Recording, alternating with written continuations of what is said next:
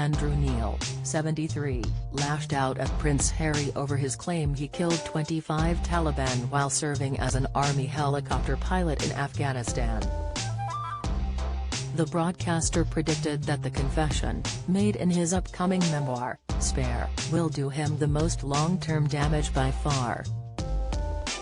The This Week star claimed he doubts the royal will recover from the incendiary revelation, which has prompted fears of heightened security risks for himself and the UK. Andrew said, "But it is the excruciating stuff about Taliban kills which will haunt him and his family for some time to come. It is unseemly, unnecessary and, most important of all, un-British. It amounts to a watershed in public perceptions of him, from which there is no turning back.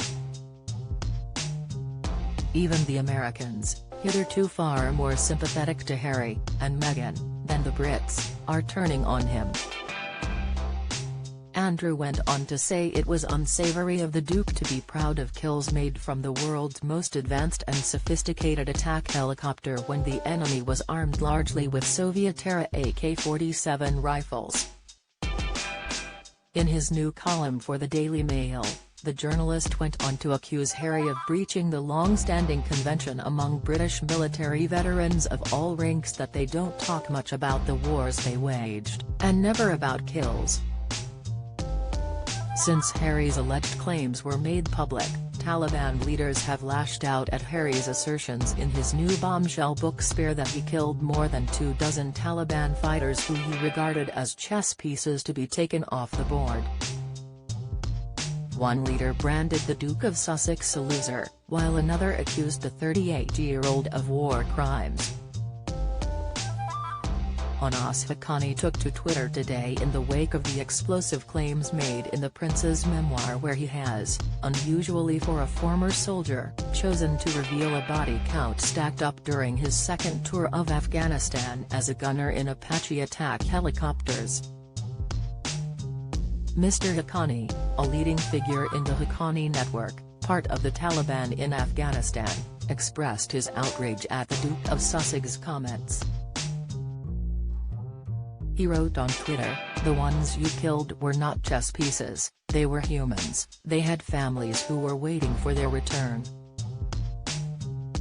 Among the killers of Afghans, not many have your decency to reveal their conscience and confess to their war crimes." Writing for Express.co. UK former British Army Commander Colonel Richard Kemp said letting it be known how many fighters he killed will rekindle jihadist animosity against him and incite some who want to take revenge. He said, his accusation that the British Army trains its soldiers to see their enemies as chess pieces to be swept off the board, in other words dehumanizing them, will also feed into jihadist propaganda, potentially encouraging wider attacks within the UK. It will also be seized on by lawyers who want to prosecute British soldiers on allegations of unlawful killing and ill treatment of enemy prisoners because it paints a picture of a military that indoctrinates its troops to act against the Geneva Conventions that require enemy dead, wounded or captured to be treated with respect. According to an excerpt seen by The Telegraph, in his upcoming book Harry said he flew 6 missions which led to the taking of human lives. The Duke writes that in the era of Apaches and laptops, he was able to say with exactness how many he had killed. He wrote, "And it seemed to me essential not to be afraid of that number. So my number is 25. It's not a number that fills me with satisfaction, but nor does it embarrass me."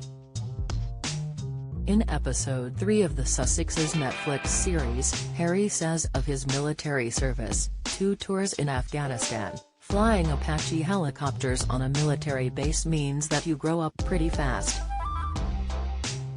Harry was known as Officer Cadet Wales at the Royal Military Academy Sandhurst during a 44-week training course, according to Veteran Life magazine.